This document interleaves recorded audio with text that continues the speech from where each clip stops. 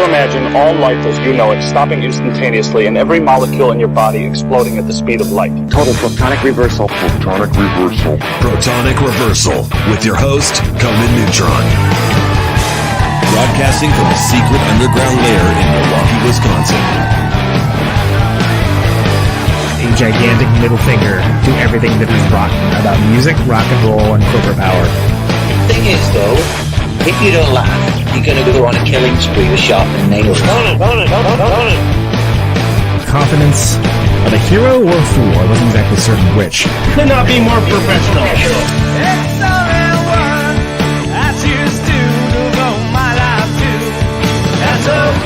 It means something. It means something.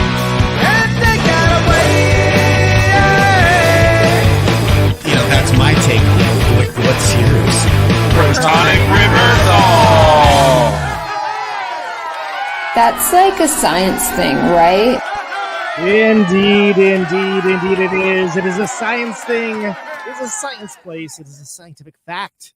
They were all up in your face. It is time once again for the one, the only Protonic Reversal. Welcome to it. Welcome to it.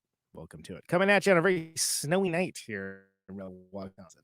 You keep getting advanced weather warnings everywhere. So happy to be podcasting for y'all, streaming on YouTube, Twitch, the things that people stream on now, these newfangled gadgets and things along those lines and of that nature.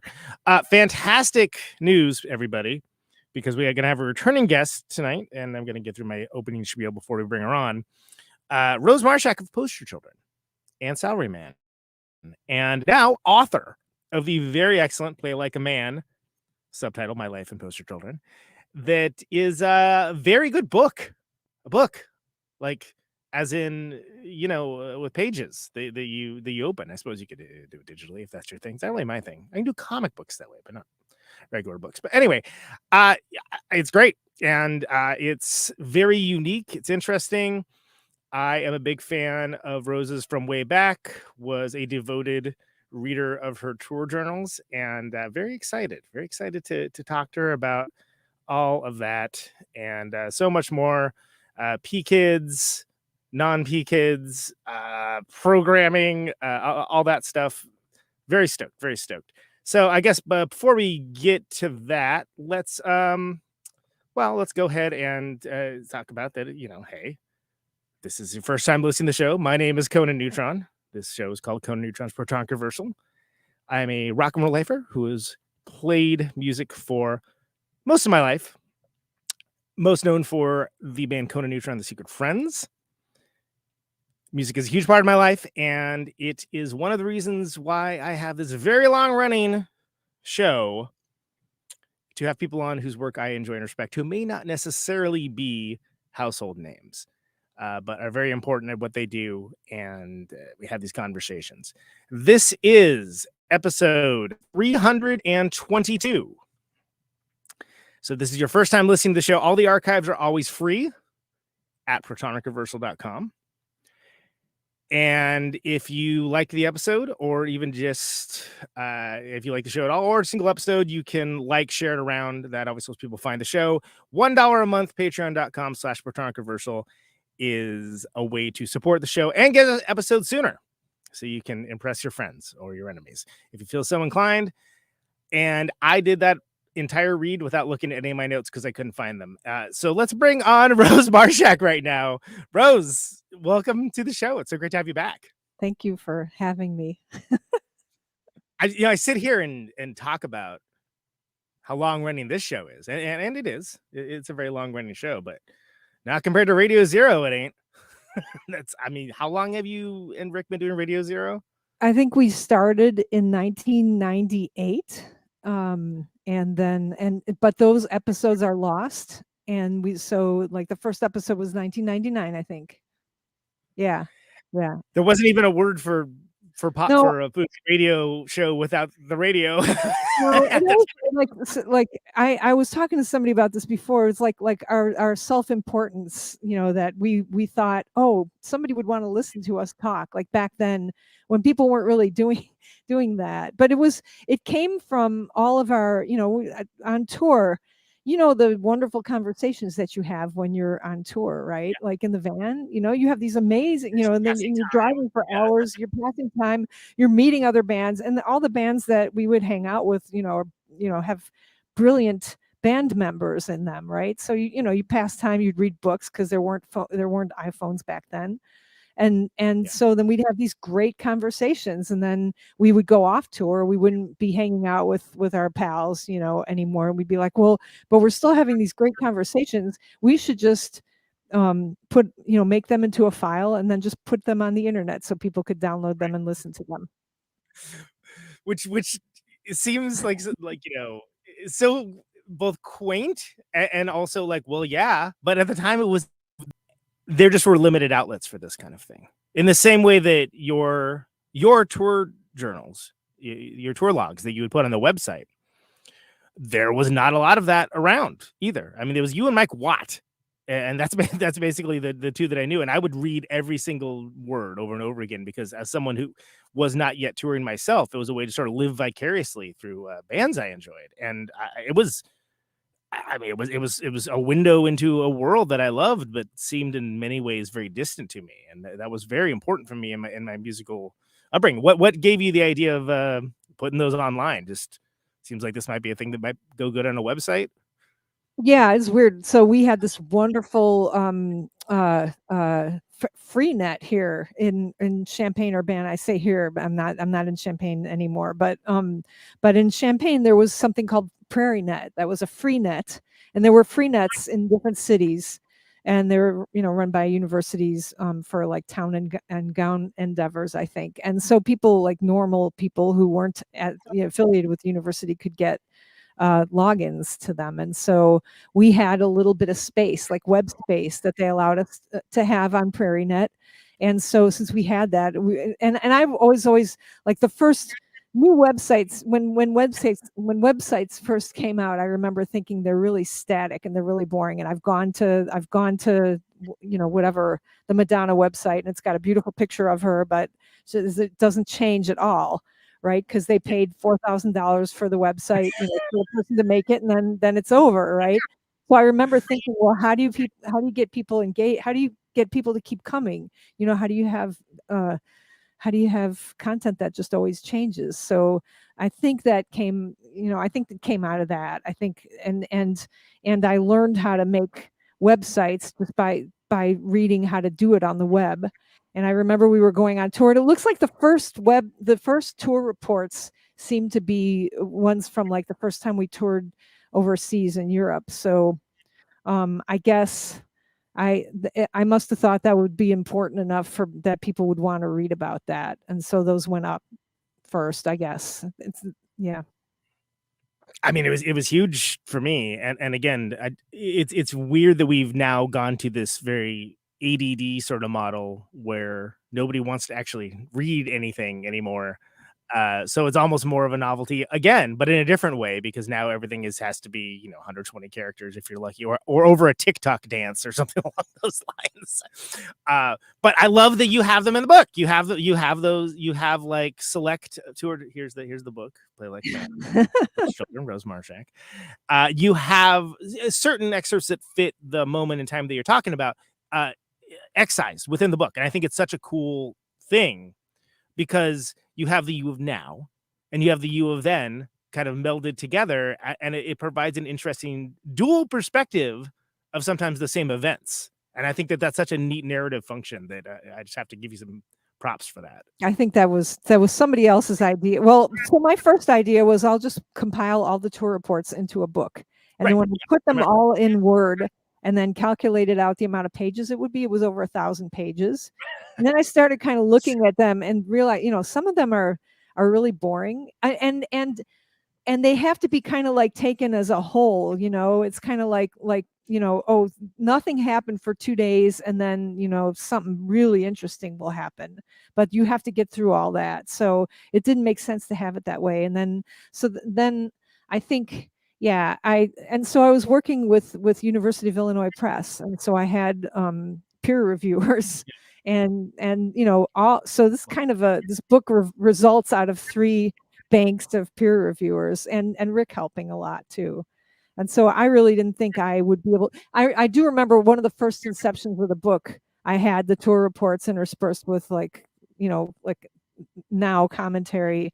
And I remember one of the reviewers going, well, that's very jarring. I don't think you can do that. And then somebody else going, oh, that's a great idea, but you're going to have to edge, like ease people into the fact that you're talking about the past now. And I was like, can't we just use a different typeface? And they're like, I really hadn't had, I don't think I'd have had experience with peer reviewers either. And I got it. I was like, oh, what's going to happen? They're going to hate it. And I'm not going to get to put it out anyway. What's going to happen? And or am I going to cry when I read what they say? What's going to happen? And when they came back, like I got something in my mouth. When the first one came back and I was reading, I was like, oh, I was so like honored that somebody had read what I wrote and like had feedback on it. I was like, this is incredible. What did they say to do? I'll do it all, and then reviewer number 2, the infamous reviewer number 2 also was like, oh, okay, I'll do this. You want me to write about Henry Jenkins? Okay, fine, I'll do that, and so there was another bank of, I can't remember what question I was answering now for you, but yeah, they did talk about how you're going to have to ease your way into, or ease the reader's way into the historical tour report. And then I remember kind of giving up on half of I had all these other tour reports that I really wanted in there, like Patricia Arquette's boobs and like all that stuff, right? I was like, I got to put that in there, and it doesn't fit with anything else. So I'll just have like an ending part with just all my other favorite tour reports. Yeah, like the odds and sods. Yeah. Yeah. I don't remember who said it, but like I feel like it was Rick, and maybe he didn't, and maybe I'm just attributing this to him, but I think he was like, you can do it. You can put them all together. And like, I think like right at the end, like after, 5 years of like kind of sitting with this all, I think I did like one night, I was like, well, I'll try it. And like, I got them all like shoved in. Like, I was like, oh, this kind of fits here. This kind of fits here. So I'm so glad that they are kind of all interspersed. And I had an ending and everything. I was like, wow, it all came out. Well, the only thing I can think of that's even remotely like, and it's not to say that it's exactly like it, but that John Fine book that came out that he did some years back. Yeah. Which again, in that same way, the style of it, it makes for an interesting read, a quickly moving read too, if you're into that kind of thing, because you kind of get the conceit of again, just using a different font is I love that. That's great, because that's just use a different font. Yeah, I mean, that's that makes sense to me, but it keeps it working on multiple tracks, and it works out so well because you've had this this incredible lifetime of dealing with creative works, whether it be in your own creativity, helping others, etc. And you get to see all the different tracks of it. You get to see like, okay, this is you starting to engage with technology, which is like, the Cretaceous era compared to like what we're at now, right? Like talking about programming, like memory and things like that, where it's like, yeah.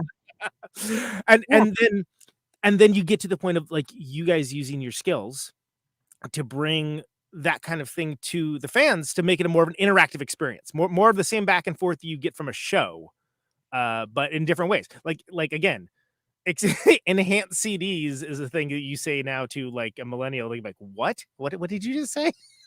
But yeah, I don't know what that is. But it's crazy. It was such a revolutionary concept. Oh yeah, you put it in the computer and like you see like a cartoon and like this extra stuff that you can do, and it blew my mind personally that when I would do that, I'd be like, wait, they did this themselves? And like it was definitely like a next level DIY. Oh yeah, you could just do that, I guess. Yeah. It was like so like that was so empowering because you like think about holding a CD, right? Yeah. It has all its tracks on it. It's got tracks 1 through 15 or whatever, right? And then finding out that you could burn another session of stuff on there. And if it was session 0, then when you put it into the computer would read that, but if you put it into a regular CD player, it would start at session 1. And it was like, wait, it was like taking back control of something that, like some media that has been, that you buy at, a big box store. Well, and that like was literally meant to make everyone buy their record collections over again. Right, exactly. And here we That could was the we stated could goal. yeah, and so we can hack into track 0, we could do whatever we wanted, and then we could send it we could get our other, like, and, these were on Warner Brothers, right? The one, like, this is like our I don't know, God, I don't know which record it was, like the 4th or 5th.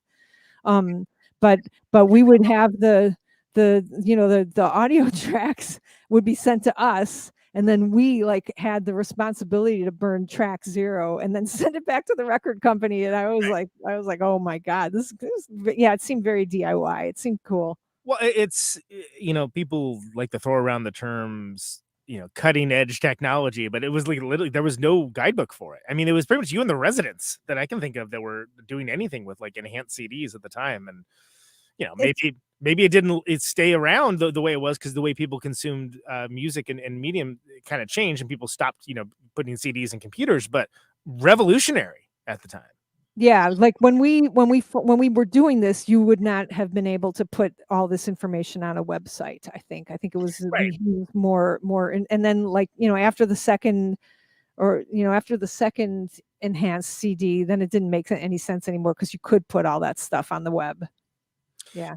Well, and like the other aspects of things you did with the band to make that connection with your fans, like things like the listserv, right? That eventually became like the the email group and whatnot, and just having like a community where cool stuff could happen that maybe you weren't even there. Maybe maybe you weren't even there, and these great conversations are happening, just like at a punk rock show or something, right? Yeah, that's what I had, like, U of I Press has like a questionnaire, and they said, what do you learn from this, from writing this? And I was like, I was looking at all the other authors, what they learned. I learned about 15th century Great Britain. I learned this, and then I was like, oh my God, what did I learn from this, like, self-important, like, kind of memoir? And then I remembered that I did learn something, like, really interesting, um, and from a researcher that went to U of I, Nancy Baim, who I'm distantly related to through Taekwondo and through martial arts. But anyway, I learned this, and I wrote about this in the book, like this thing about tangents. Like, so when you have like a news group, or a listserv, a bunch of people talking, like in a chat room, not even a chat room, I think I'm talking about using that here. Um, Asynchronous communication. yeah, asynchronous communication notes file, right? Okay. Um, if you mandate that they don't talk about you, like that you say, oh, please talk about anything but us. We don't need all.music.poster kids to be like all about poster kids. Please don't write about us. Write about anything. Write about what you learned during the today. Write about anything, please. And then, so these, like tangents, like, as they're called, create a community. That was so beautiful to us. I mean, we didn't really want people to talk about us. We wanted to learn about other people. And that's what made that community beautiful, I think. It was so fun to see what everybody was writing about. And it was like being on tour was like that. You'd get off the stage and you'd sit at the merch table, and people come up and talk to you, have these great conversations.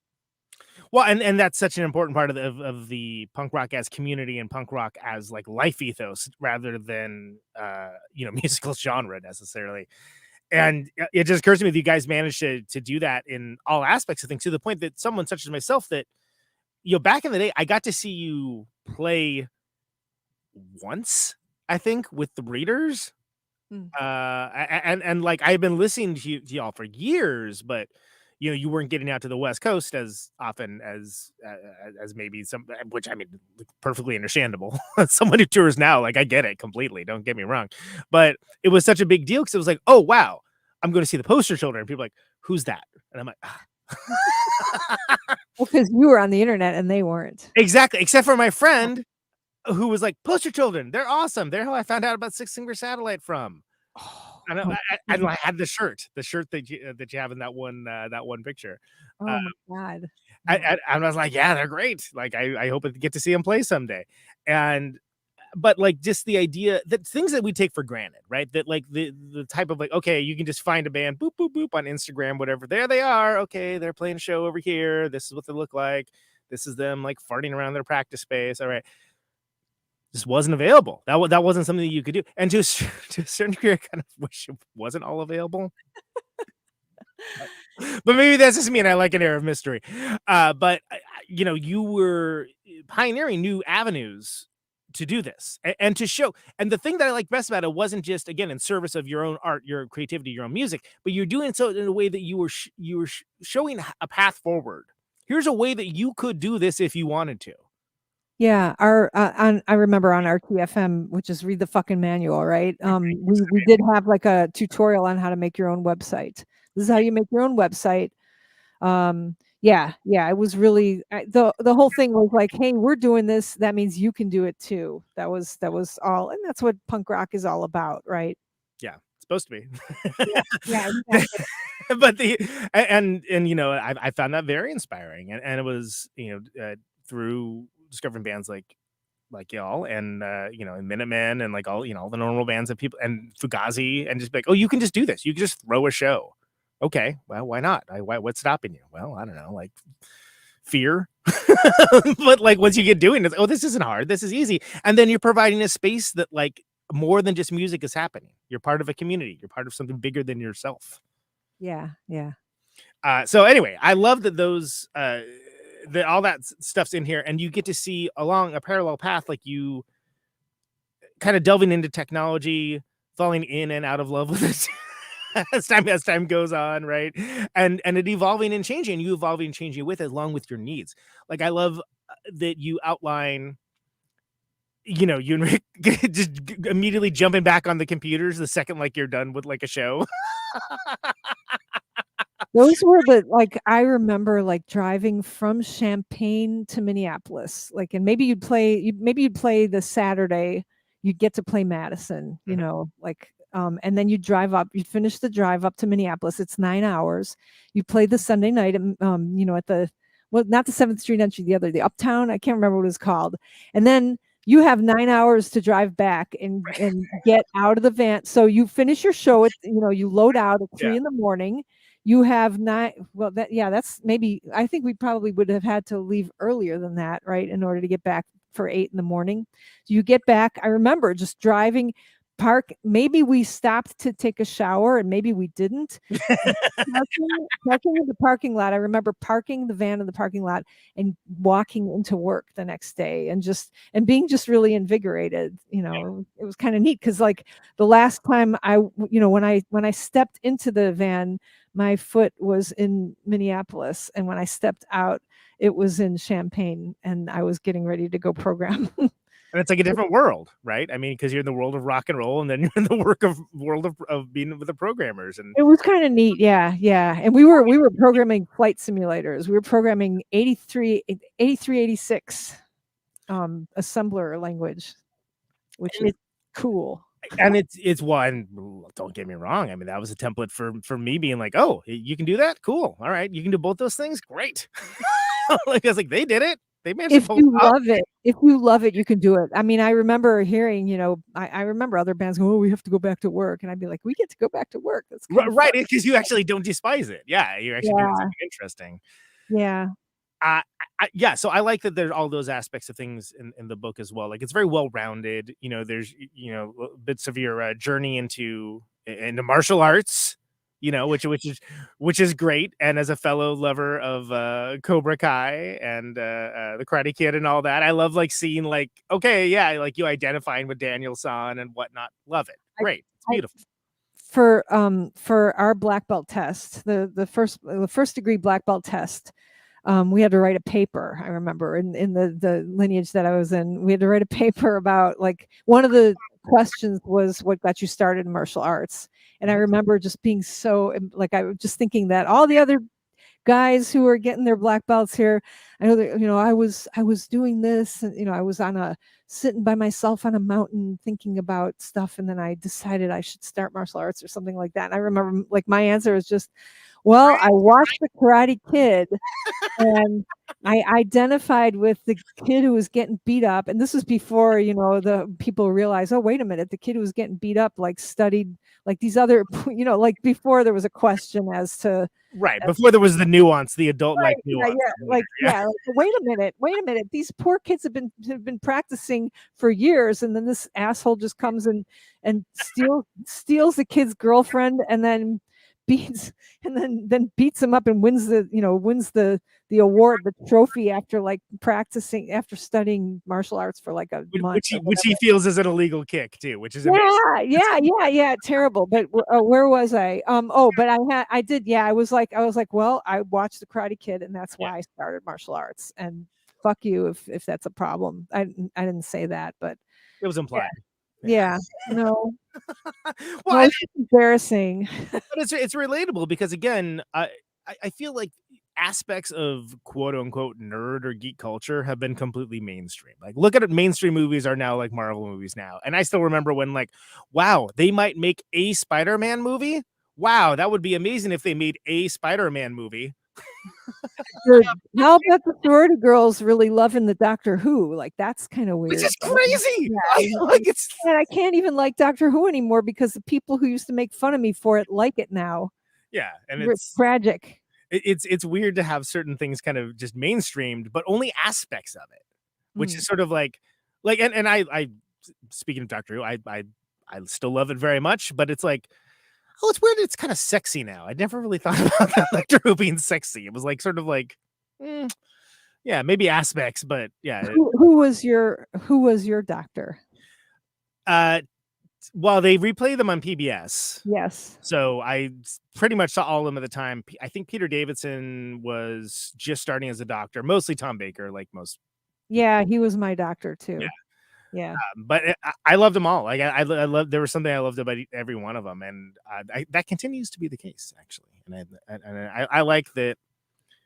For instance, Peter Capaldi kind of brought back certain aspects of the older doctors, like the sort of more alien, sort of like distance, like doctors, rather than it being like super familiar and kind of like hanging out with the companions stuff. Like, no, like I don't know like what you're up to, but I'm over here.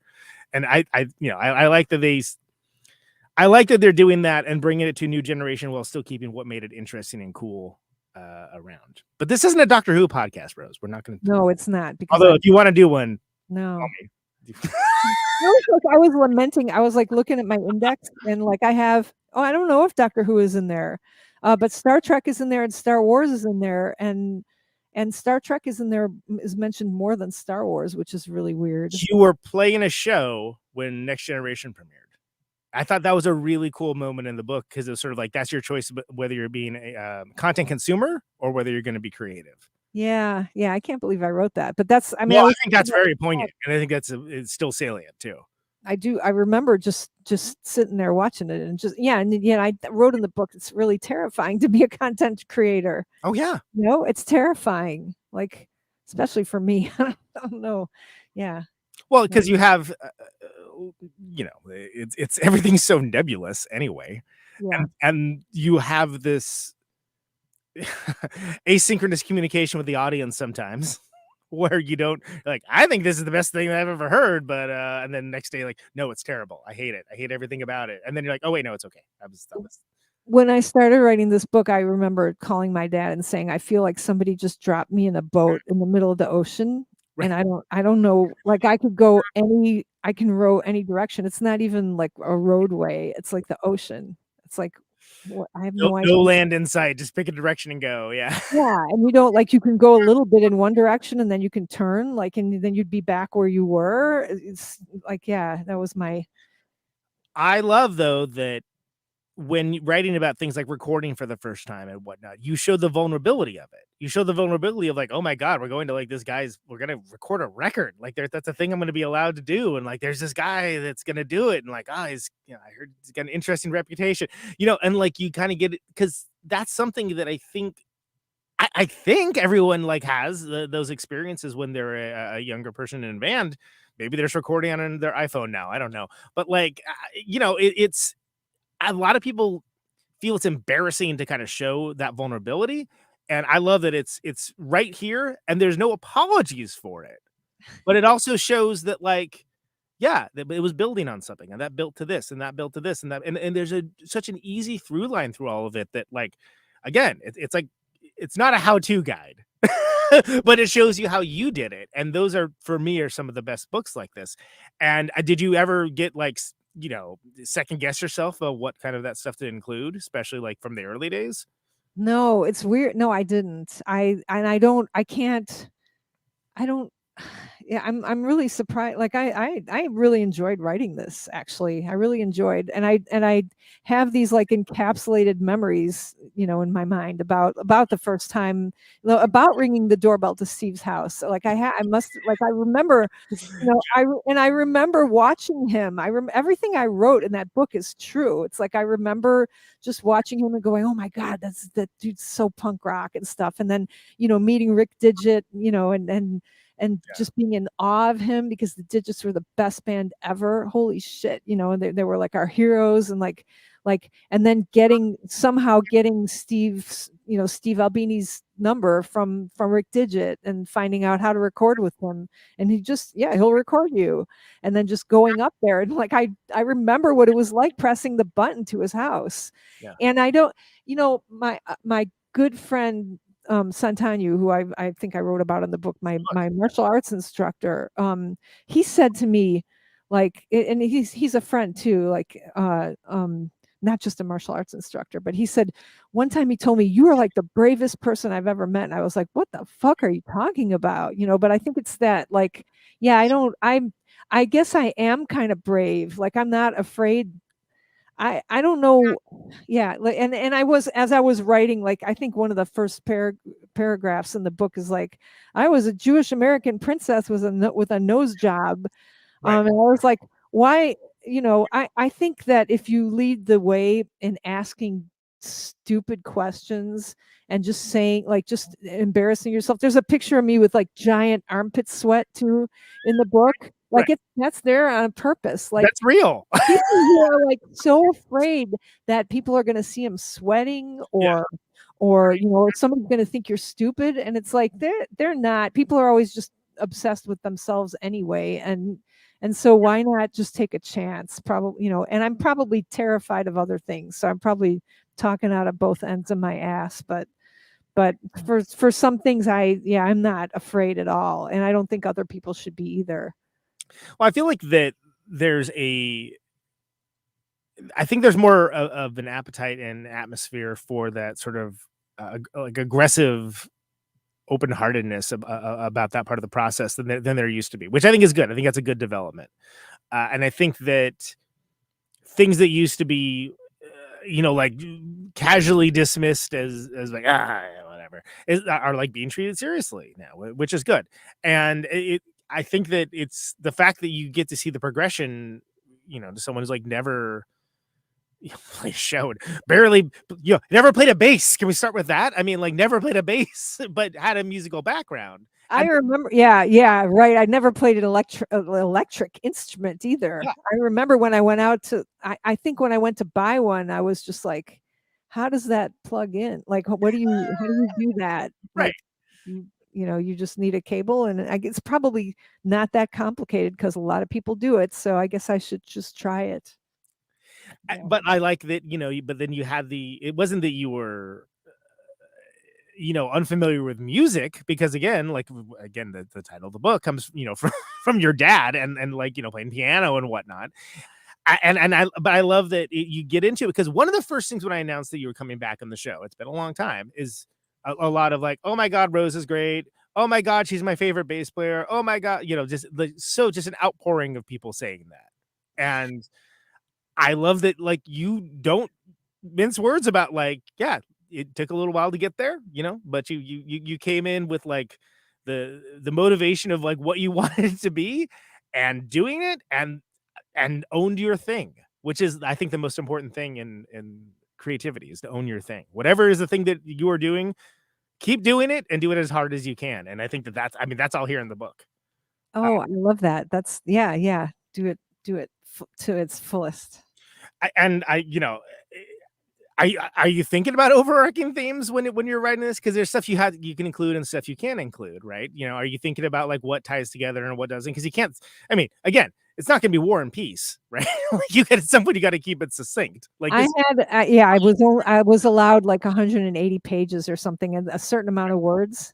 So I can't remember how many. I should have looked at my the contract, but I remember just whittling it down. That's what it was. It was not like oh, what should I put in it? It was like what do I have to take out? It was a constant like chipping away at it. Like, oh well, I guess I could take this. Here's like 300 words I can cut out. Did you find that winnowing down was made for some difficult choices?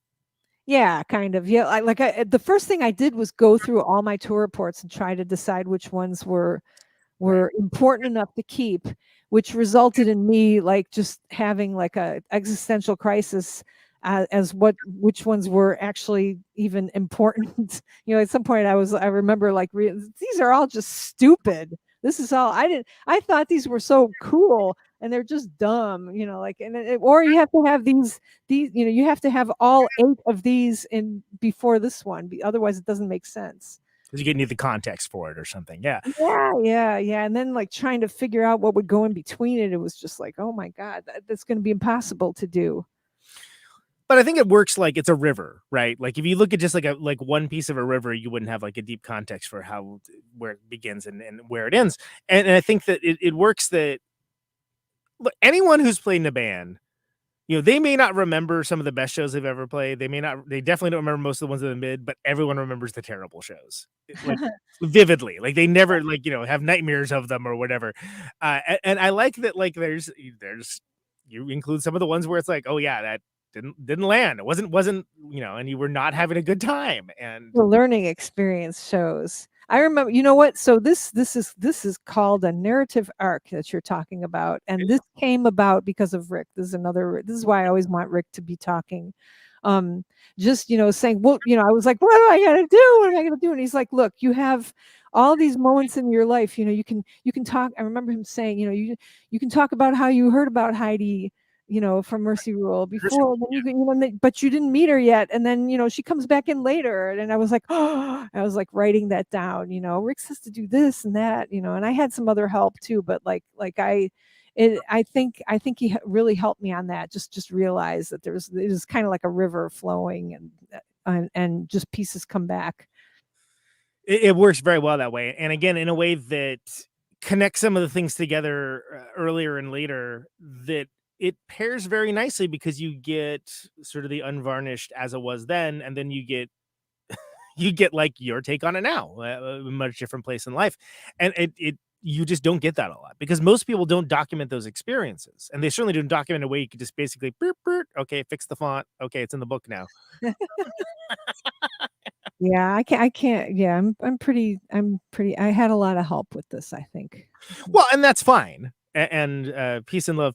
I obviously I love Rick. I've had him on more than you have been on this show, but this is your book, and therefore you are the center of this. And I appreciate you coming on solo style, and that you don't normally do that for everyone. But this is a book that I don't think you need to know or care about poster children to enjoy. And I think for a music book, that's a pretty high bit of praise. Thank you. Thanks. I think if you do know it, you're going to be stoked. You're going to be excited. I was talking to someone today and saying that I was having you on. They're like, oh my God, I got to get that book. That sounds great. And that's awesome. And there's people that are going to know you from the band, or people that are just like, oh, that sounds like an interesting, topic. I bet that would be cool. Because again, to frame it up for people that are maybe less familiar with Poster Children or Salarayman or any of your tour diaries or anything along those lines, is, I mean, y'all were doing it in the 90s. Y'all doing it during the gold rush, before, during, and after the gold rush. And that's there too. And you don't see that from a lot of bands that survived it. Right. My talking points for this book. Yeah, right.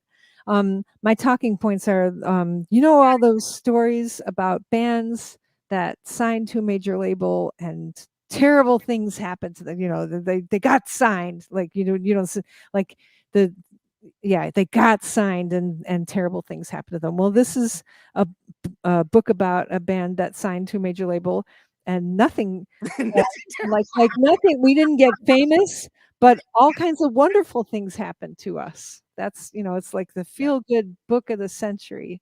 That's and that I think our whole goal, at least my whole goal, through like our whole, rock career was longevity, like I wrote in the book, but just to be happy. We're so lucky to be able to play music. That's like a gift that you can not only play music, but like somebody wants to come and listen to you and you can do it somewhere else, like other than your house.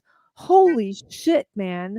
You're so lucky that you can do that, and I just, the whole, 10 or 20 or 30 years that we've been doing this, it's just like, I can't believe that I can go somewhere else and play a show in front of, one or two or three people or 100 or whatever, and then talk to them afterwards. That's just a lucky gift. And have it be an interesting conversation too, not just yeah. And so regardless of like, oh, you're on a major label, we're not on a major label anymore. We were on a major label, we started on indie labels, all that other stuff is, or how famous we're going to be. We're going to be more famous than this band or that band. And that's, none of that stuff really matters. I think none of that mattered to us. Just the fact that, we're just so lucky that I can be driving, on a road in Montana and watch the sunset, and I'm going to play a show. It's amazing. And then and then they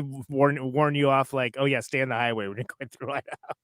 By the way, Raiders of the Moon is amazing, but it took me like 5 times going through there before I finally stopped at it. You got to get it at the right time, at the golden hour, as they say. No, I love, and I mean, and that's just whatever. That's catnip for a guy like me, right? Of course, I'm gonna like that stuff. But I like that it's all right there. Like you talk about. Some of it's like the mechanics of, okay, especially back then, like the distributor, sell this many records and the distributor has to pay this, and if you need another pressing, this and that, and then you even get into your foray in with 12-inch records and doing that, and like kind of like seeing when that works and when that doesn't, and when it's time to like stop. It's great because who does that? Nobody. I love the fact that I could just tell everybody all the numbers, and so I did that in the index too. If you look in the index, I love it. The specific money, specific amounts in parenthesis, and then I just listed all the monetary amounts that were in the book. So $10,000 lawyer fee, right? $5 Fugazi, show ticket. Like it's all in there, by alphabetical order, and that was really I'm very proud of my index. And it's informative yet irreverent, which is which is my sweet spot, of course. But but like I love that for some reason now in this day and age. It's still like people don't like talking numbers. I don't know why. Why? I don't know. Like, what does it matter? Who cares? Some of this is like 1,000 years ago, right? But like they and you got it right there. Yeah. Isn't that interesting? Like I always found it really interesting to find out exactly how much somebody got paid for something, and it's exactly what are we talking about? Like the Steve Albini article, the problem with music. Some of your friends are already, may already be this fucked or whatever. Is great because it lists all these numbers and like it does a whole calculation, and at the this is what you get when you get signed, and by the I'm saying get signed facetiously. You sign to a major label, you don't get signed. It's like getting fucked. So for some people it is. Yeah, you're right. Yeah. But so he enumerates it all, and he starts with however many, $125,000 or however much you get, and the lawyer fee and everything, breaks it down, and then at the end, at the end, you're making $12.50 an hour or whatever. I haven't read that in fast food place or whatever. Yeah, exactly the same, and only for that year because you're not. It's not like it's not like you're getting another advance. That's it. So it's funny. I was sitting in my music business class. I had Ian MacKay talk in my music business class. It's not even my music business class. Oops. It's somebody else's, but I'm kind of in charge of it still a little bit. So And a girl still asked, like, what's your advice for, somebody who wants to be in the music industry? And Ian was pretty funny because he doesn't really like the music industry. Right. So He's spent his entire life staying yeah, as far like, away from it as right, yeah, exactly. And then, like, I had Seth Fine in there today. Like, I'm forcing these guest speakers upon the professor Ben Argules, who is teaching the class, who's an amazing professor, right? Yeah. But that, again, we talked about the music industry. This is just like, fuck the music industry. Make your own way. And I'm like, so there's still a lot of different music, big places in the industry that you can find work. I can't remember where I was going with this. Where was I going? What was the question? We were talking about hard numbers, right? The usage of Oh hard. yeah. I think it's. I used to go in that class and just hand out our contracts, like our Frontier contract and our Twin Tone contract, which is like the Twin Tone contract is like about 3 pages long, and then the Sire contract, which is like it was about 90 pages long, and just students could go through and look at the numbers and stuff. Yeah, I don't know. It's interesting. It is, and it's also again, I feel like it's something still stigmatized because it's like I feel like even when you're talking about it now, I know bands that like they're like they don't ask for guarantees. I'm like, well, hold on, if you're playing a place and there's going to be a certain amount of people, you have every right to ask for a guarantee. Like it's fine, but it has to make sense.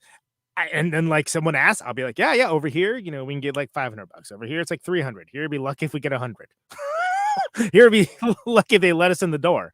And that's, I don't mind talking about that. No one thinks to ask, but like, I'll talk about that. It's fine. Yeah. You know why? Because I'm interested in keeping it going. I'm interested in keeping it sustainable, and vans don't run on hugs. Wish they did. Right. Yeah. So I love the nitty gritty of that, and like getting down to like, look, these are the financial things of like, oh yeah, like perfect example, right? We're talking about, if they're in breach of contract, then you have to hire a lawyer, but then you're paying for the lawyer, and how much is that per hour?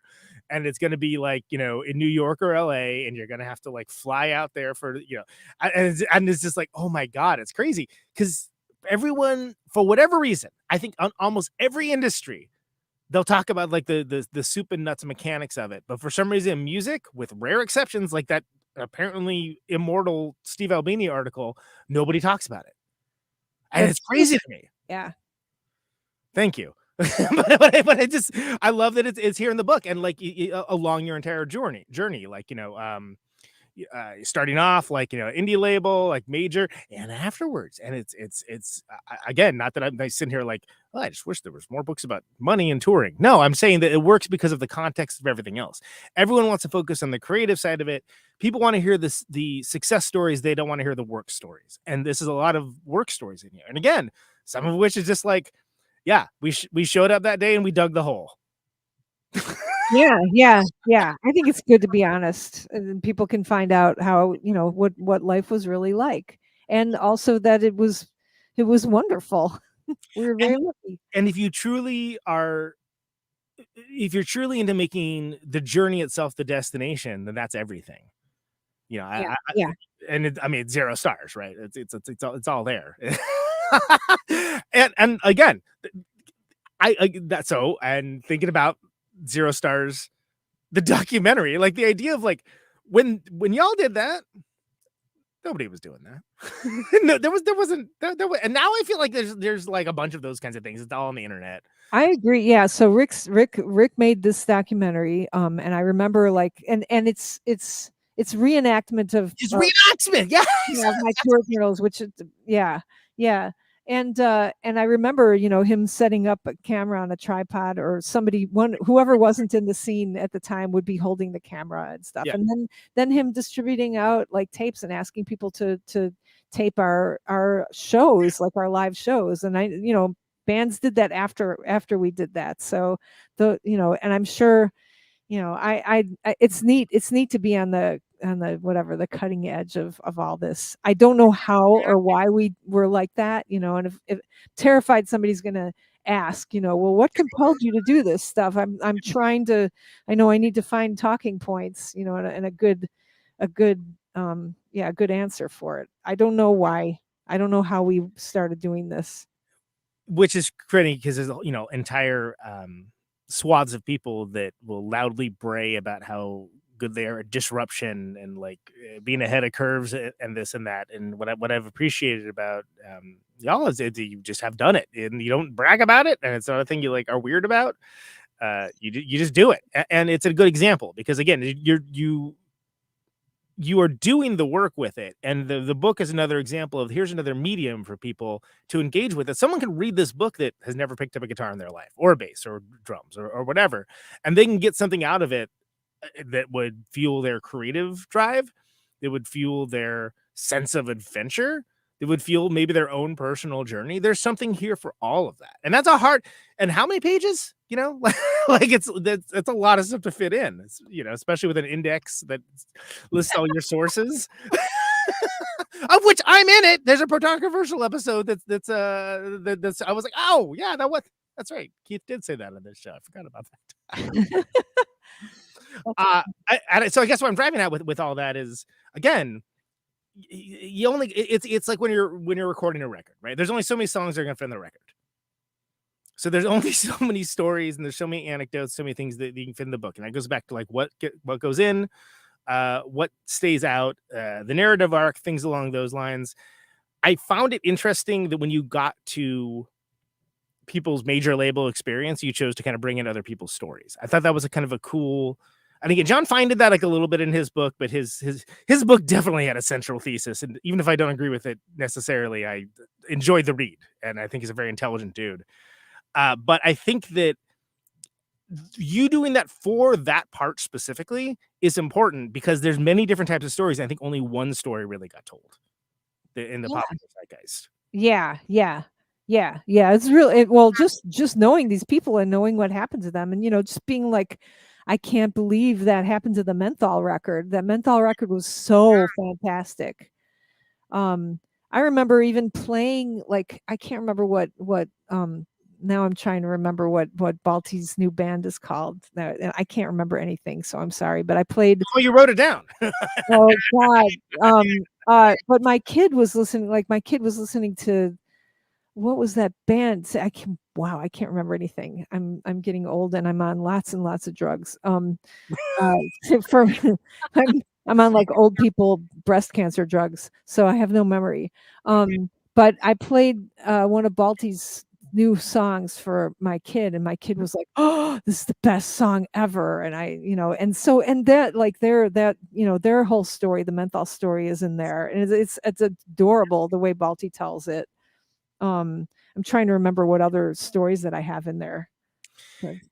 Keith Brammer's story. Right. Just and then of course, poor Mercy Rule and all the other. Well, I only ever knew about because of y'all. Like first time I heard Mercy Rule was just mentioned in your tour reports. I'm like, and here's what I said. That's an interesting band name. I should check that out. They're fantastic. So I'm so lucky to have been able to write, and had help writing from Barb from House of Large Sizes, and Heidi from Mercy Rule, and I was talking to Ian today, and he's like, "You didn't write a lot about Kim Coletta," and I'm like, "East Coast, dude. These are Midwesterners. Somebody else can write about Kim." And I love her, and I think I mentioned her, and I thanked her and everything like that. But my Midwestern bass sisters, are we don't get written about a lot, so. Can I tell you something that huge thrill for me to have Kim Coletta on this show? And I used to have it in this view, and she pointed out there was way too much branding going on because there's like the sticker, there's like the background, there's the other background, there's like the Christmas ornament thing, and I was like, am I getting my chops busted by Kim Coletta of Jawbox? I think I am, but she's not wrong. She's not wrong, so that's why I switched to this later. I was just gonna. I love your. I think your graphics are beautiful. Thank you. I didn't make them. But a very talented artist friend named Chris Williams made them, and I was like, yes, finally, there's a logo of what I think this show is. It's like I love the new. I love all the sciencey stuff. That's me too. Yeah, I always respect you greatly. Oh well, likewise. Oh, and I'm not wearing my Conan Neutron hoodie. I realized that. Oh, that's awesome. Those are long since sold out. We have a different hoodie now, but yeah, that's I forgot about that. That's great. We actually might come back to Bloomington. Well, whatever, we can talk about this another time. Oh, We might be there in the spring anyway. Back to the book. So peer review. You talked about the peer review process and people going through and kind of not knowing, because this is your first book, right? This is the first time you've done something. oh my God, yes. And like kind of being like, wow, is like, what's this going to be like? And then when they come in with these sort of informed things to like basically make it better, right? Like it's like they're like adjunct band members that are helping with the arrangement of the song or something, to overuse an analogy. I mean, what were some of the things that like was, oh yeah, that's good. Like what came out of like the peer review process that like made you kind of rethink things or help the book along? I think when I first was writing, I like the proposal, like may have mentioned Heidi or Barb. In there, and somebody was reading it, they were like, oh my God, more Heidi, more Barb, and I was like, yes sir, this is fantastic, this is great, so that was exciting to me. I remember that one of the later peer reviewers was like, if she writes any more about martial arts, I'll read anything she writes about martial arts. I was like, really? Okay. Don't tempt me, because I could write lots of books and get myself in a lot of trouble from that. But man, I was like, oh, that's so, it's so neat that somebody would be reading this and like want to read more about that. Because I don't know why, but I'm obsessed with practicing martial arts. I'm trying to remember what other things that people said. One of them was like, more, you can't mention Nancy Bain without mentioning Henry Jenkins. And I was like, am I going to have to fucking read Henry Jenkins books again? Like, how much of this am I going to have to read? And then I would give you homework. Yeah, exactly. I read so many books and wrote so much shit about stuff and that did not get in here now. But, and I love Henry Jenkins' work and everything like that. But some of this was like written after we did this stuff, so it was like commentary and like academic writing about the things that bands like us did. Yeah. And so to quote that felt weird to me. Like I was like, well, yeah, but they wrote this after us, so why would I quote them? Right. Yeah. Us. Yeah. And that's just kind of belays my stupidity. I mean, my background is computer science and maybe kind of art, but like I don't know anything about women and gender studies. I don't, so I had to, like read books on that, and I was, reading about media culture and like communications and in digital media communications and stuff like that. And I was, I did a lot of that. What else did I read? I like went off into like, do they call them rabbit holes? It didn't seem like that. It seemed like spirals out into different galaxies for me. And like, just, yeah, there's like a bunch of writing about like I think I wrote about the Fire Festival and stuff like that, and just like, the detriments of me, of using social media and stuff like that. And I don't think I originally would have written about that at all. And it got like dark for me too. Like I was like, okay, I'll keep this in, but like I would not have written about that had somebody not like kind of led me that way, I think. Well, and there's always a risk of something becoming art by committee. Too. Yeah. And at some point I was kind of like, I remember like as I was finishing it, I was like, I don't know, I'm not really sure who wrote this book. It's not what I expected it to, it's not how I expected it to come out. But I also know that like I don't. Like things are better when people help you. I think things are way better. Oh, I hear. Like collaboration is wonderful. And I was led, like I remember right by the end, after like the third thing of peer reviews, the Rick had been saying to me, you don't have like a lot of your voice in here anymore, and like this is not being told by you. And then the woman who runs University of Illinois Press, Lori, my editor, she had a meeting with me and she said, there's not enough of your voice in this. This is not you talking anymore. And I was like, oh, like write that down. I'm like, okay, I can have more of my voice. And I came home and I told Rick, I was like, yeah, she said there wasn't enough. Rick's like, God damn it, that's what I told you. It's the What same I've thing I what I've told been you. saying, yeah. Yeah, I know, right? So that was really nice. So I think I took out a bunch of like more academic-y type stuff. And I think, U of I press, this is an academic press. They have, really, they have books that you would, write, use to write theses and stuff. And this is like way more of a memoir than anything, but it's got like extra, like, it's got extra academia in it, right? And lots of footnotes and stuff. So But that is a danger when you're doing something like this. That's like a pastiche, almost of different styles. You're trying to kind of tell the story of not just you, but like a bunch of people from a certain time, from a certain strata, but then also it's easy to lose sight of. I'll just take this stuff out. This nobody cares about this. Like, no, people do care about that. People yeah, do yeah. say that.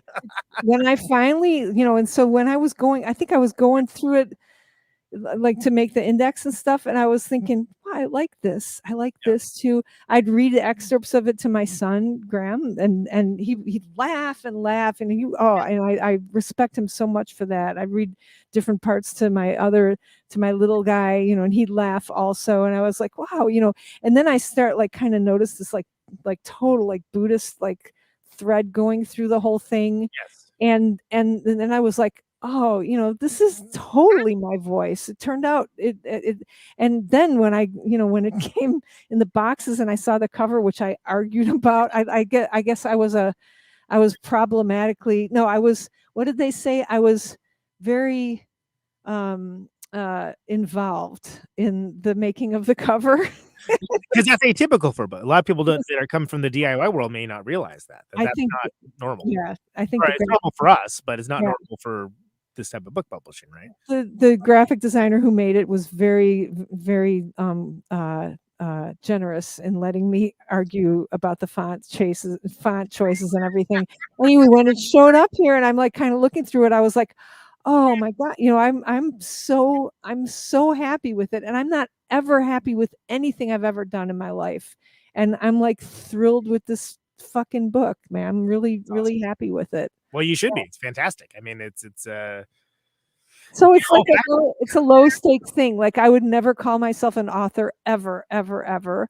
And I never expected to write a book. And so it was just I just kind of had fun. Just like, oh, well, I can't believe some peer reviewer thinks I'm an author and is telling me what to do. I'll listen to them. That's fine. well, you hit on something important though. It's a very fun read. Like it's a very, for as informative as it is, and as laden with different historical critiques and parables, one might say, here and there.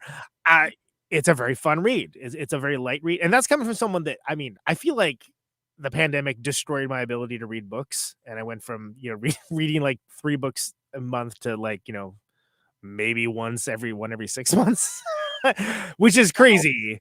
But I feel like for whatever reason, the long form book existed. Like I don't like reading books on an e-reader. I'll read a comic book, no problem. But like for me, it has to be like a cat knocks it off of the coffee table book. It has to be like a thing that I hold in my hand. yeah. And I don't know if other people, peace and love, very happy digital reader for all who celebrate. But it's I like that. Yeah. I like having like a physical book. And this is what I like best about it. This book is that it feels like a book. This isn't like a chapbook. This isn't like a pamphlet or suggestion of a book. It also isn't War and Peace, which I also appreciate.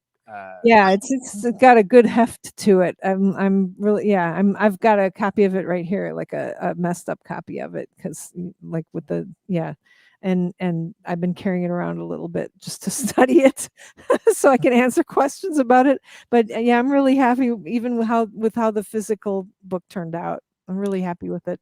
Yeah, and it's funny because I feel like there's like a disappeared class of bands that you just never hear from. And I always ascribe this to Almost Famous sort of ruining an entire generation or two's ideas of what being in a band is like. That again, you see the success story, you don't see the work story. And I know I said that earlier, but this book does a great job of showing how the work can be fun and how it is not something where, it can be incredibly fulfilling. It's also work, and that's okay. And I just, you never see that. There's very few. There's that documentary about touring that Eric Fundingsland did, which is amazing, and a few other. But for the most part, like that, still now you still don't hear that story. Like, where's that prestige TV series of like a young band, like getting it together and going on their first tour and whatnot? Doesn't exist as far as I. Well, there's that Green Room movie, which they. Yeah. This is like part of the journey is the prize type stuff, and I remember like the first time I like was like Thich Nhat Hanh or something, that monk that like had some writing about like washing dishes. I think this is the guy who wrote about the washing dishes, and just like how some people can be like, oh man, I'm gonna have to wash dishes, I can't believe it, and there's like a whole stigma attached to that work, right? Oh my God, and well, like, if I was rich enough, somebody else would wash the dishes for me and stuff like that. Or so you can either think that way, or you can think to yourself, I think he wrote about just the warmth of the water, going on your hands, and just the idea of cleaning, like making something, renewing something again and making space so that you can eat again. And eating is wonderful. I don't know if I may be embellishing this. But it's like being there and like having like a presence and being present in that moment. Yeah, but and also just it's better than and just being like, what the fuck better do I have to do than to wash dishes? Like Jeff Dempsey, who was in our band for a while and then went into Hum, right? He had a great saying. He was like, I got to get home. I'm an important man. I have a lot of TV to watch. It's just like I know people who are like constantly like in a rush or like worried about stuff. And I'm like, like, what the fuck better do you have to do than to wash dishes or to wait in line for, for, I don't know, a movie or something like that? What do you have better than that? Dishwashing is where I get my prime podcast listening done. Yeah. Yeah. So the work, the work of being in the band in this case is celebrated. Yeah. And it's not denigrated or necessarily glamorized either. And that's also, again, I think there's a desire to embellish, or is there a word for negative embellishment where you're embellishing? Like, it's like the celebration of woe. Yes, there is. I've learned it just recently. There's trauma dumping. Ooh. Yeah. Yeah. That's not what this book is. No, not at all. Yeah. Not at all. And it's such a fine line to walk because you want to be real, but you don't want to be daunting. You don't want it to you don't want to be like that person you have that's a friend on the internet that's constantly oversharing, and you're like, yeah, okay. It's like, all right, that's what we're up to. Okay. You want to it goes back to what we were talking earlier about the poster children, like listserv and groups and it being like a place just like at a show where you get to have a discussion about it, right? It sparks like the topic of discussion, and then something cool comes out of that, and like whatever, maybe these people form a band or a zine or whatever, any other things along those lines. And I feel like this book is a good sparking off topic generator in that way, because I think you can, again, highest praise I can give it is that you can give this to someone that doesn't know your band, doesn't really know anything about 90s or DIY or anything like that, and I think it would be a fantastic read. And one of the reasons why is because you also tell like your love story with Rick and your adult relationship as a creative partner and a life partner as well. That's fantastic, and like a great tale for the ages for us indie rockers, right? I know. And I was Gen Xers. I was however many days old I was when I found out that Thurston and Kim, weren't a couple anymore. I remember reading that and just going, oh, like, because I kind of felt like, oh, well, they were a model of, husband and wife on a stage and stuff like that. They were the first couple of noise rock. Yeah. Yeah. And I have written about them in the book and stuff too, but yeah. So the first two words in this book, I hope Rick's not listening, but maybe he is, but the first two words are Rick Valentin, for a reason, because it's and I hate, I had somebody say to me, and I know this is going to come up again too, like what, like I'm a chick, I'm going to go read this, like this is going to be my beach book, I'm going to sit down and read and try to feel empowered, and the first fucking thing you wrote about is your husband. Like what is that? Let's fail the Bechdel test. I'm sorry, that's just who I am. That's just how it happened. I'm very lucky to have, and you know what? That movie, Everything Everywhere All at Once, I'm like really happy that movie came out, because like that made that like justified just being, like acting naive, and that being a way of fighting. You know what I mean? And I remember that now. Like I was like, I love this movie, and then I watched it again. I love this movie again, and then I was like really into the Wayne character, and and that's, for me, I have somebody, who cares about me like that too. I'm very lucky, but also just the idea that this guy fights, and then there's this whole soliloquy that he gives, right, about how you may think that I'm naive, and I'm just only looking at the bright things, but this is like an essential way that I fight, however, whatever he says. And I think, I was like, yes, this is how I fight too. This is my martial art. You have to be kind even if you don't know what's going on, especially. Yeah. That was really interesting part too. Yeah, but just the whole idea of, well, you're just looking at the bright side of things all the time, and that's just you're naive asshole. And it's like, no, this is how I fight. Well, and the movie kind of leads you at the beginning to kind of come to the conclusion yourself, like, this guy, like, whatever, Simple Simon over here, like if you're coming at it from a more jaded place, and then like you're like, oh no, this guy actually there's a lot of depth to him. And I think I think most poignantly you get it in the scene that's like the Wong Kar-wai looking scene, like the one that's like shot like In the Mood for Love or something, which is amazing because the actor Key actually worked on Wong Kar-wai's a couple of his films as some, like, which is amazing, not as an actor. Like, so there's like levels and levels of the of the story of the bagel, if you will. And I think that it's it's amazing to see a piece of art on that level with that kind of message and be that creative. Yeah. And also be like a grassroots success. And that's something that, I mean, you don't see that very often, right? I'm so glad. Yeah, it's nice to talk to somebody else who understands it, because I do, there are people who are just like, the guy had a trophy sticking out of his ass. I had to walk out of the, the movie. And it's like, well, it's like, oh yeah, I guess there was. Like, but that's also like, I mean, I get it. For me, I was losing my mind because I saw it in the theater, and I was losing my mind laughing. Yeah, I was too. Yeah. And to have a movie that has like that depths of hilarity, but then also is like, incredibly like poignant, like, with the whole like thing where like, I'm learning to fight like you, and then she like fights everyone, but she solves all their problems. I know. Her fighting was to help everybody, like she finally, instead of feeling bad for herself, she like went out to, she poured out energy to help other people.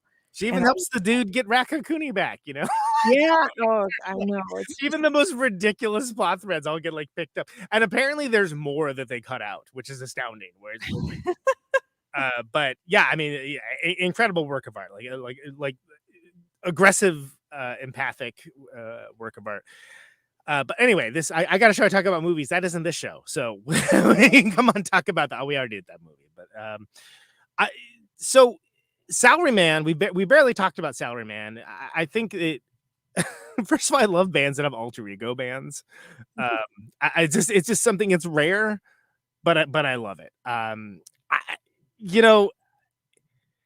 It's harder for the younger people in the audience to kind of grasp the fact that the dominance of not just guitar music, but a certain type of guitar music, especially in the 90s, that was sort of inspired by stuff that was worthwhile and cool, and then gradually became a copy of that.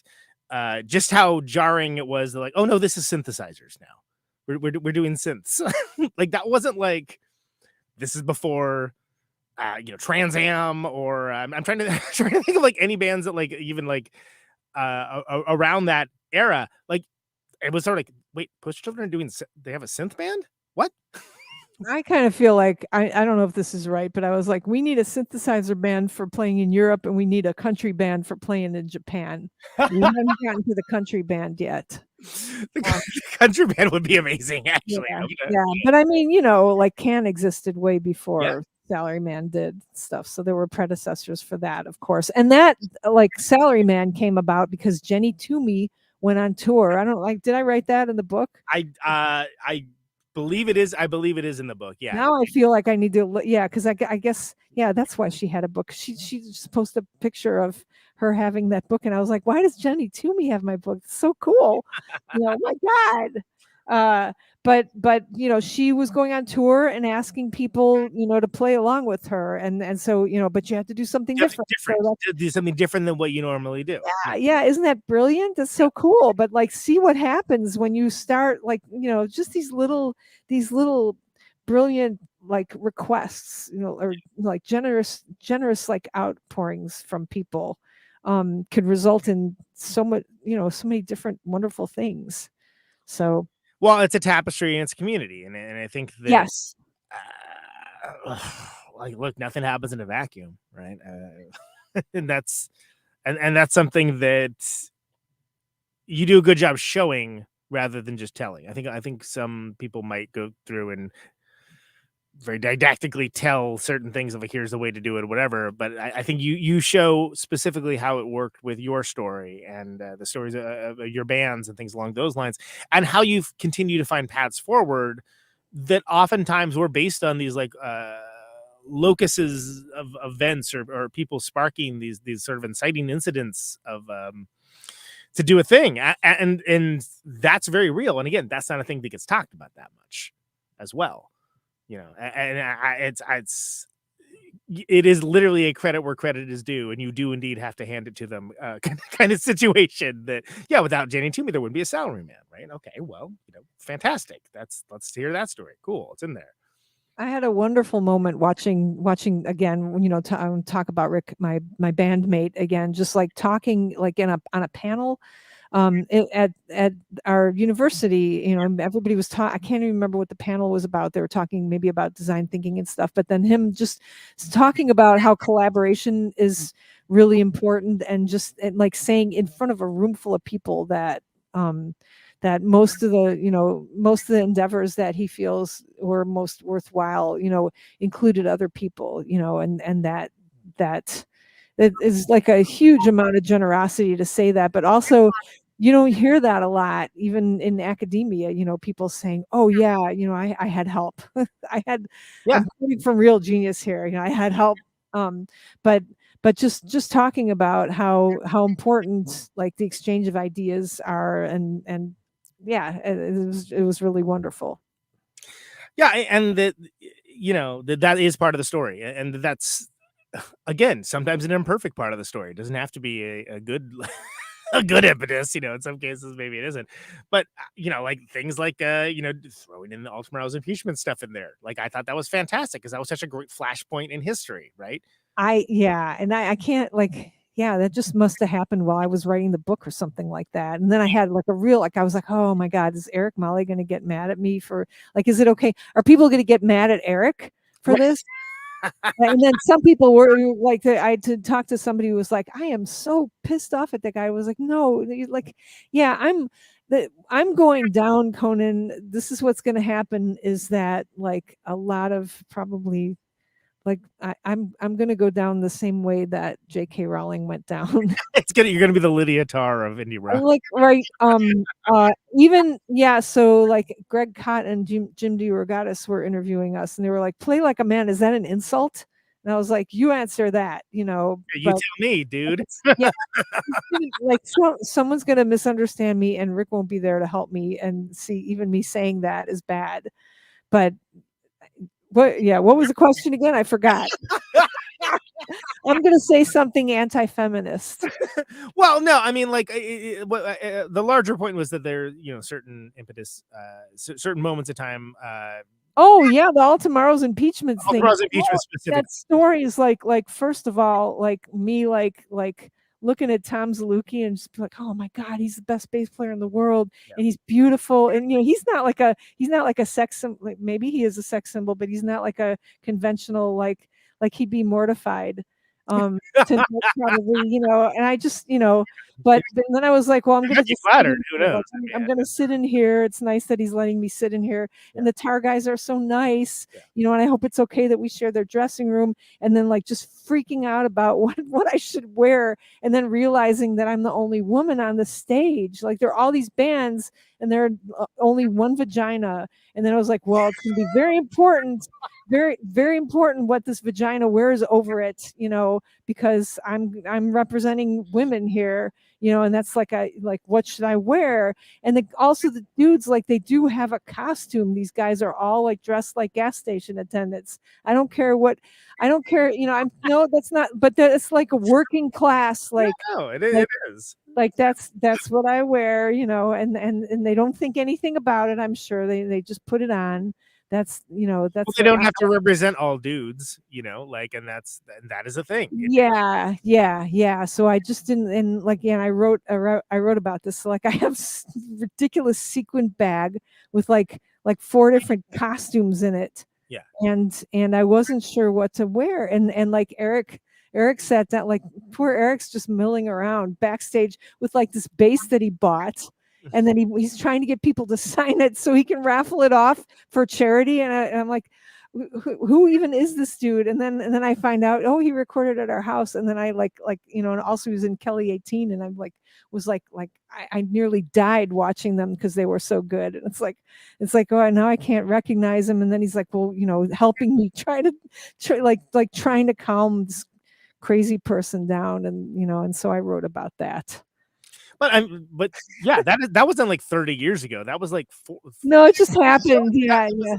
But that's my point, is that I like that you have those moments in there, because it shows you that everything is, again, just to overuse the analogy from before, everything's a river, right? And it is, yeah. It's like totally I'm sorry, just interrupted you, because I remember the whole scene, with Steve Albini sitting there, and he was. I think they were supposed to play, but they couldn't because he broke his collarbone. Because dude will not take a car anywhere. Has to ride his fucking bike everywhere, and got cardboard, right? Yeah. I tried to get him to come down and talk at ISU, and he had to take a train. He couldn't just drive. I know he's got a car. Just drive your fucking car, dude. No, it has to be like public transportation. I don't want to do it. But anyway, so the poor thing is like sitting on the stage the whole for 4 hours, during every band, and I'm seeing the show. Yeah, it was ridiculous, that show. And the whole thing was it was going to be random. Who was going to be, the order was going to be random. I don't even remember. All I remember was I didn't know what to wear. Yeah, and so you hit on something but you hit on, and as fantastic as it was, and it was great. I loved every band that was on that thing, and Scott's a superhero for pulling that off, and loved it. But I think about when I am throwing things or involved with things that are being thrown, I absolutely do think about hey, is it just a pack of dudes? And are the dudes in fact yelling? Yeah. Which is where the stickers came from. But I think about it, and I think more people should as well. And not in a way that it's we need to find more chick bands or something along those lines, but just why don't you think about this? If this really is a community, what kind of party are you trying to throw here? There's such an awkwardness still about all this. You do have to look for bands with chicks in it, if you want chicks on the stage. Just like you have to, we're dealing with diversity, in our faculty and stuff. And it's like how do you diversify? How do you I don't know, rectify all the terrible things that have happened over the years and stuff. And there's just still awkwardness. You still, and the awkwardness is me using my husband's name, me saying that he helped me with all this, and and that we're like a team and stuff, and that's awkward too. That's not feminist. But it's also, but if it's true, and that's part of the story, it's prideful to not say that. Yeah, exactly. Yeah. And I know so people that I love dearly that are very prideful and very, we'll say, not that quick to point out who helped out, maybe is how I'll phrase it. And that doesn't come off well either. That's the other end of it, where it's like, I was like, oh, army of one, huh? Okay. yeah, as far as I'm concerned, I'm just gonna try to tell the truth about everything and just see what It happens. doesn't come off like it's, whatever, codependent, or like, I don't even know what people are yelling about, but automatically the scrutiny is going to be on you as someone who is female. There's going to be a different level of scrutiny, and you said it of like, oh yeah, you don't just get to represent Rose, you don't just represent poster children, you're representing all women tonight, Yeah. and that's our culture, and it sucks, and a lot of us do not like it and don't want it to be that way, but that stuff moves very slowly, and it requires people to think about these things, not necessarily be scolded 1,000% of the time about them, but it does require thought. And again, what kind of party are you trying to throw? That's earlier in the book I was talking about how women, like men get to represent all kinds of different things on the stage, right? You can wear a hoodie like you're wearing right now. You can wear you could have a scarf tied on your on the microphone. You can, depending on what shoes you wear, like there were sneakers, there were tennis shoes, back in the day that you would wear or you wouldn't wear and stuff, or Doc Martens, you decide what you could wear. And women, I was like, you either get to choose sexy or not sexy. And then I wrote something like, just like I got to choose Wonder Woman. It's like, which superhero do you want to choose? I guess I'm Wonder Woman. All right. Yeah. Nothing wrong with that, but as I wrote that was, I think it was like before, like there are more female superheroes now. Like that was before. Yeah. So things, even, the book's out of date. Well, and that's, and there were always, but like not necessarily there were mainstream known, right? But so you bring up a good point too of like, well, how are you presented? And that's one of the reasons myself why I don't like how I'm dressed right now. This is not how I'm dressed on stage. It's quite the opposite, and that's purposeful, and like, not to make it about me or whatever, but like that's something that I chose to put on myself as a thing of thinking about just first of all, the absurdity of, hey, we're on the stage and playing music at you. Okay. And we're going to make this like a crazy show. Okay, good. But it's not like crazy show, like Fire Breathers and whatever. Like I would say that like you could have like another band that like, maybe they have great riffs as well. Right. But it just looks like a guy that's how I'm dressed right now, which is not exciting. And for me, I make it exciting. And for people that are like, I'm not into that, I'm like, okay, that's fine. Consider that maybe it's not for you. Consider that maybe it's an entry point for someone that might find the music itself daunting or otherwise not inviting, to be able to be like, hey, you know what? Those are amazing shoes. I'm like, thank you. They're very impractical for moving cabs, but that's really interesting. Yeah. And you do, like, you have amazing shirts on the stage. You do dress. Yeah. There's put a lot of thought into that. It's my thing, but it's thoughtless. It is certainly not. But that actually came about for a number of reasons, but not the least of which of being like, well, maybe there isn't the proper scrutiny being applied to what I'm doing because I'm not doing this in a way that it should be done. And a lot of that came out from a very empathetic place of just being like, if you're at, there's 5 bands and there's one female player amongst them. And it's like, the singer or the bass player or whatever. And it's like, there's nothing wrong with that. That's fine. But if you're going to make something inclusive, then make it inclusive. And there's ways that you can do that is kind of shorthand, where it's almost like the people that it pisses off are the people you want to have pissed off about it.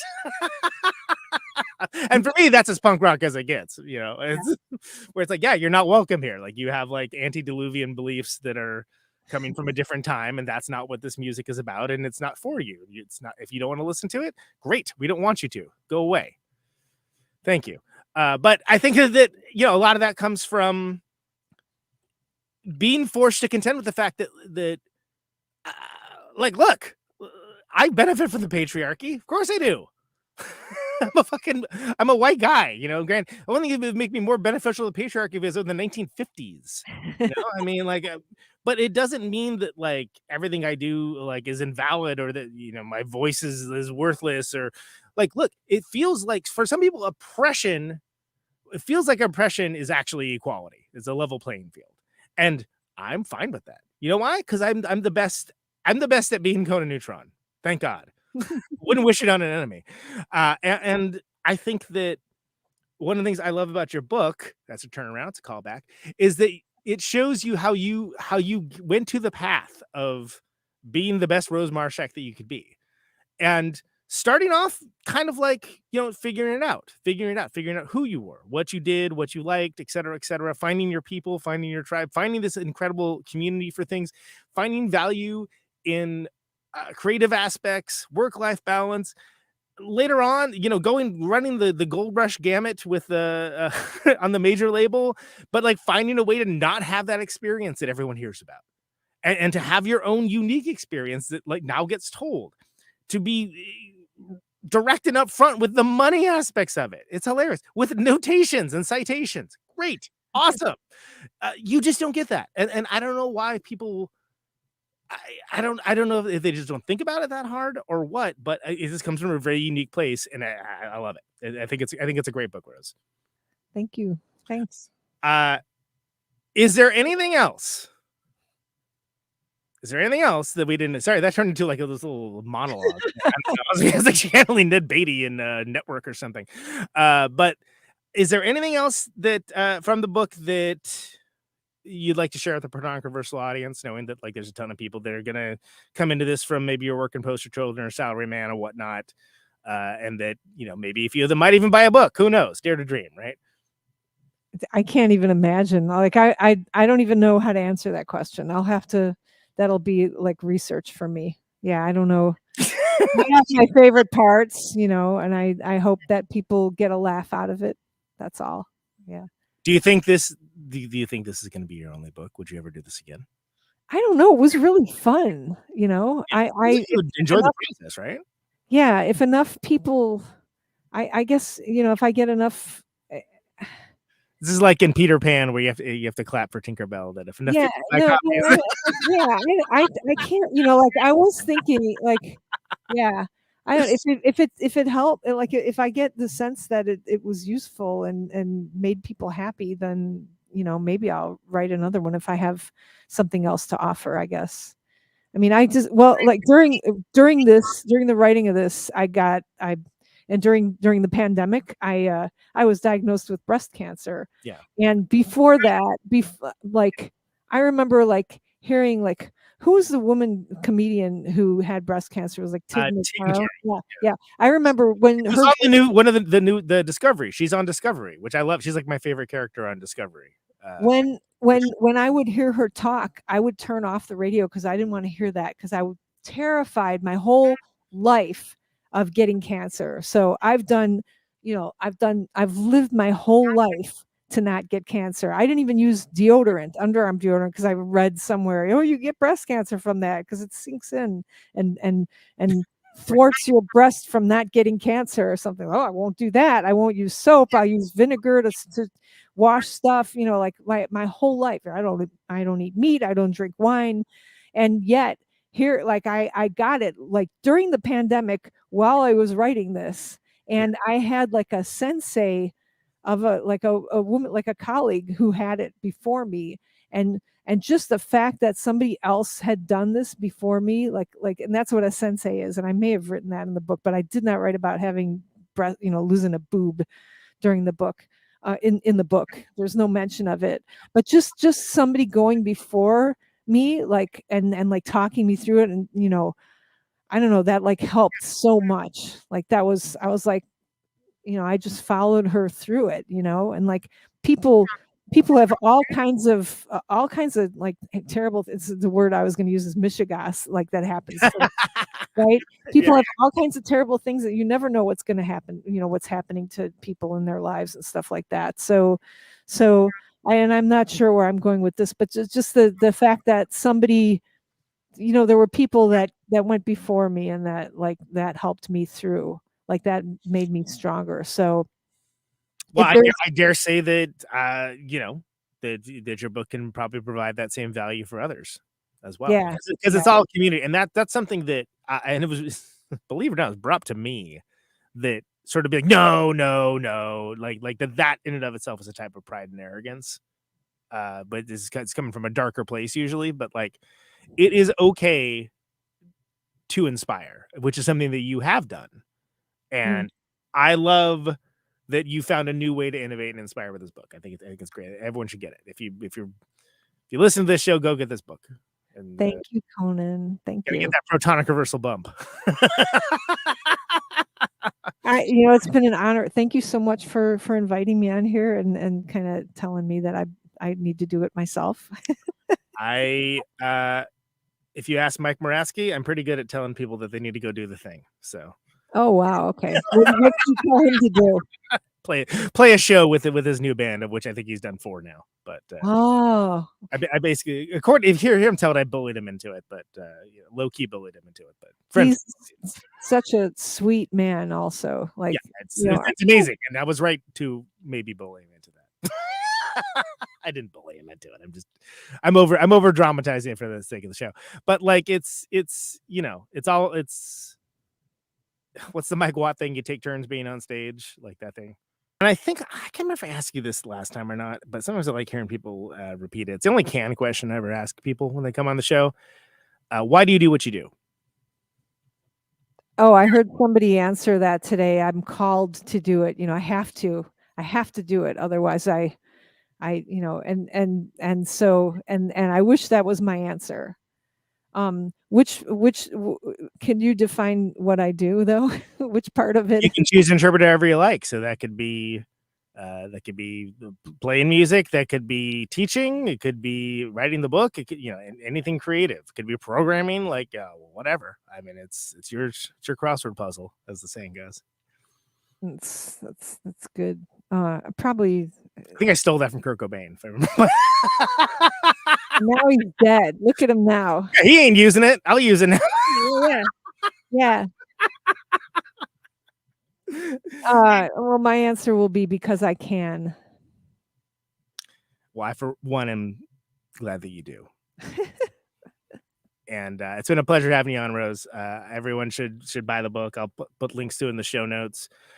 Thank you for coming on again, talking to me about it. Like it's the first actual book I've read in quite a while, which says more about me than anything else. But I couldn't wait to dig into it. And that's quite an honor. Thank you. Take care, Rose. Thanks. Bye. Oh, and there she goes, Rose Marshack. Play Like a Man, My Life in Poster Children. That's the name of the book. This is. If you're on the podcast, I'm holding up the book. It's quite the scene. And it's a good time, and I highly recommend everyone check it out. It's Chickadoot if you're Canadian. It's a very good read, and there's not really any book quite like it that I can think of. So you should follow my advice always, and get that book. And it's great to have Rose on the show. She's fantastic. Let's hear a Poster Children song to play us out. And that's and nothing. That's that's it. Let's hear 0 stars.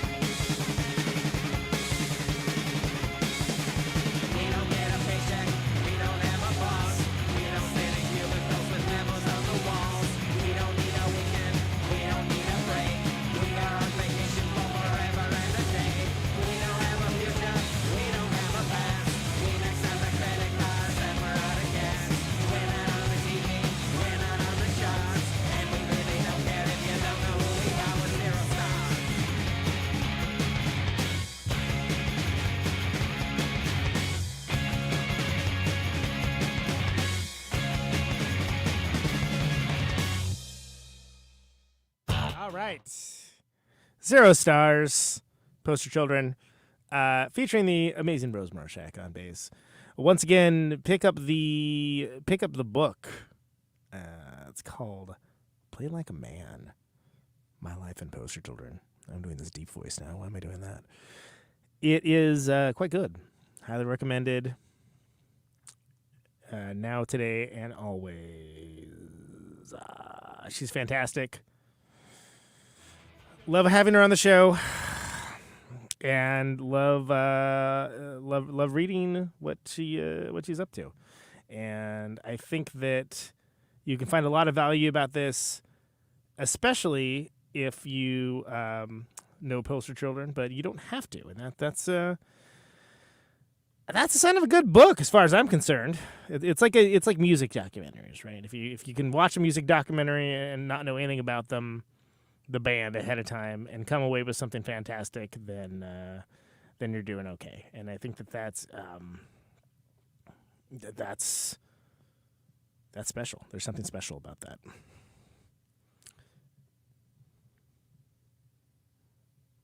So there you go. That is that is what's happening. Yeah, if you go to the Poster Children Bandcamp, that's a great place to pick that up. Poster Children, store.posterchildren.com. That's what it is. It's the first one. It's the upper left-hand corner. I'll throw that in the show notes so people that are listening later, they can find it.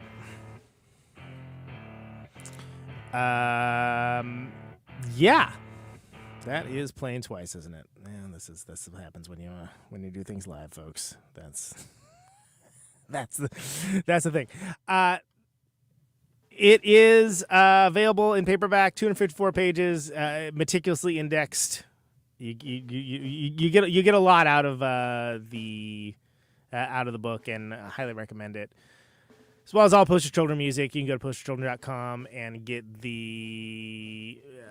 There's a 2023 remaster of Flower Power. We didn't even talk about that.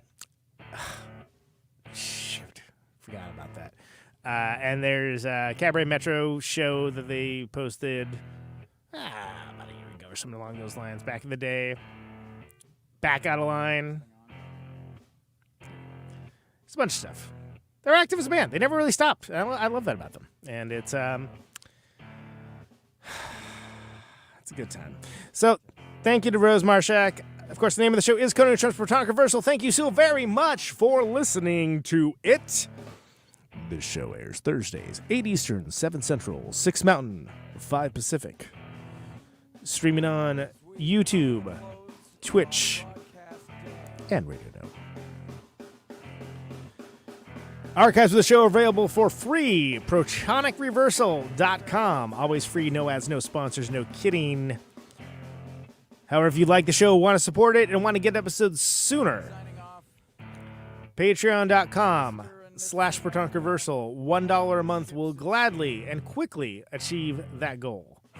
Anyone within the sound of my voice. Thank you, everyone.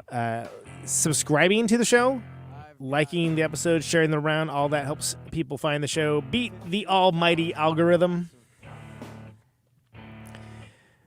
The all-encompassing algorithm that consumes us all. If you subscribe to the show on something that's not Apple Podcasts or Spotify or a third-party aggregator, you might have to resubscribe. We change feeds. So I don't know how you're listening to this if that's the case, but whatever. You get what I'm saying. I always appreciate you all chiming in with your lovely comments and stories. Appreciate it. Stay safe out there. And check you later. Can you hear me now? Can you hear me now?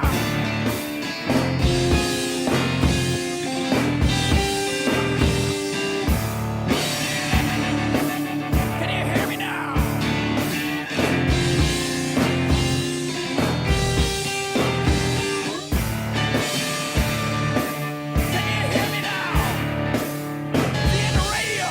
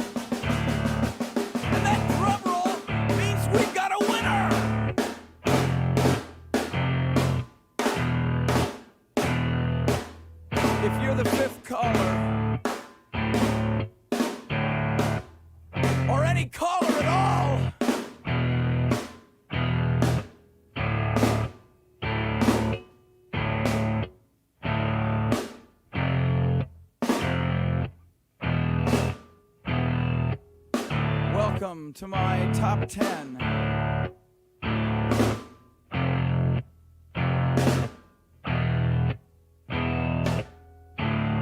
I'd like to thank our sponsor. But we haven't got a sponsor. Not if you were the last man on Earth. She was prepared to prove it. This one goes out to a special girl.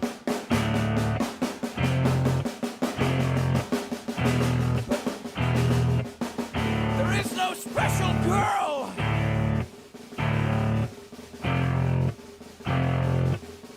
It's the end of radio. The last announcer plays the last record. The last what? Leaves the transmitter. Circles the globe in search of a listener. Can you hear me now? Can you hear me now?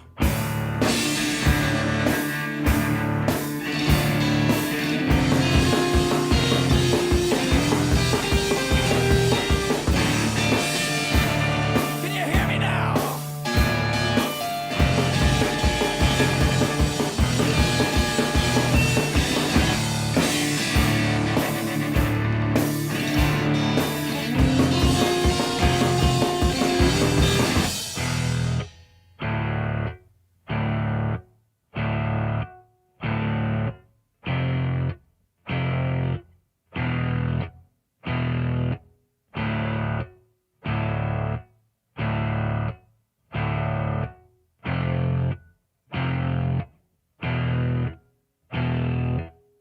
Is it really broadcasting if there's no one there to receive?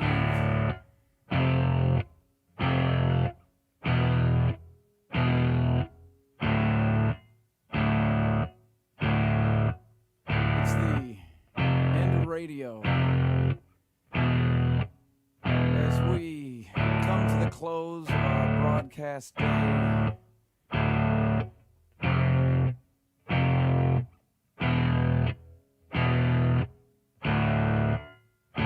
got my radio on.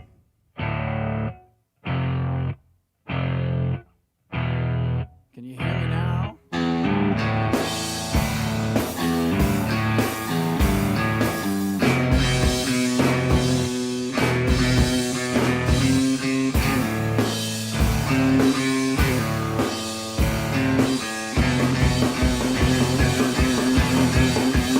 you hear me now?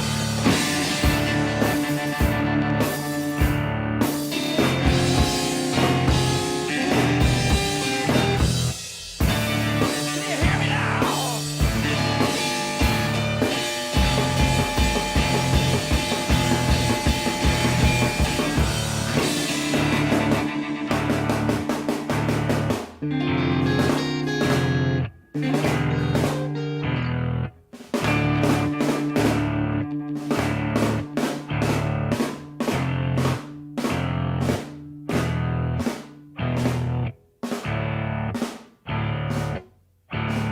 This is a test.